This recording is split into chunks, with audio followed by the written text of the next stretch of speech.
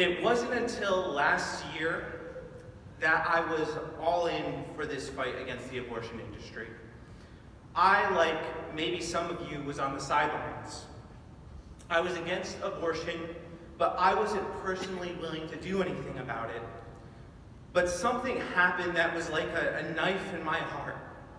I watched, as many of you probably did, as the Empire State Building was lit up pink in celebration of the Reproductive Health Care Act that was passed, that allows women to abort their babies into the third trimester for basically any reason they want, as long as their health is at risk.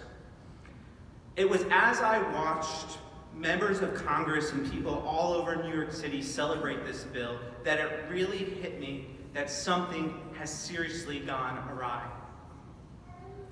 I decided then I would no longer be passive in this fight for the unborn, but I would be actively outspoken against the present evil of this age. It has been said, the only thing necessary for the triumph of evil is for good men to do nothing. Evil prevails when good men do nothing. And I don't want to believe the men that stand before me today are not willing to stand up and fight. The time for cowardice is over. It's time to stand up and fight. There have been over 60 million babies murdered through abortion to date. Think about that, 60 million. There are over 300,000 babies murdered every year. We can't just sit back and watch as our women and our children are preyed upon by the abortion industry. Majority of the leaders of the pro-life movement are women. I'm not saying that's a bad thing, because women with a heart for the unborn are the reason an event like this exists today. But I think as men we can do better. One of the main reasons women feel they have no other choice but abortion is because men have left them with no other choice. They can't count on the man to be there both physically and financially, so they take what they believe is their only option. Men are not willing to step up and be there, so it's no wonder why women get so many abortions. We have contributed to a cycle of pain that has left women destitute and millions of children dead. Have you ever heard the parable of the Good Samaritan? It's a wonderful parable that involves three men. Two who did nothing and one that did something to help an individual in a vulnerable state. I'm going to briefly paraphrase this parable. A man was attacked by robbers and he was stripped of his clothes, beaten and left for dead. Three people passed this guy by. Two men who passed him by did not want to be inconvenienced, and they looked the other way.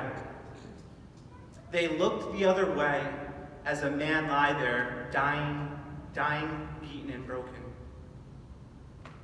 But there was one man, the Samaritan, who saw this man. He saw what had happened to this man, and he could not sit idly by and do nothing. This man was moved to action. He was moved to do something, and he ended up tending to this man's wounds. He ended up providing him with transportation, and he ended up paying for his lodging. The Good Samaritan demonstrated what Christ-like love looks like in this scenario. Now I ask the men in this room, I ask you guys this question: how many women and how many children have you passed by?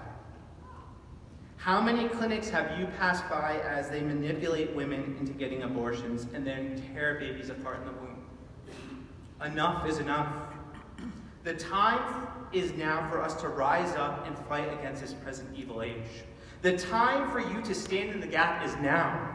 Stand up for our women and our children. Speak out against the evils of the abortion industry. Help meet the needs of women and children in crisis. Love our most vulnerable the way that Jesus would love them. And men, resist the urge to give in to temporary satisfactions and honor the women in your lives. Be there for your spouses and be there for your children. Show this world what I know you're all capable of. The pro-life movement is something beautiful. This is one of the truly selfless movements in our generation, because we're not fighting for our own rights. We are fighting for the rights of the most vulnerable, and that is something that I believe is always worth fighting for. I believe if we man up, if we take our responsibilities as husbands, as fathers, seriously, we can turn the tide of what is happening in our culture. I believe if men are willing to man up and be the people God created them to be, abortion could be unthinkable.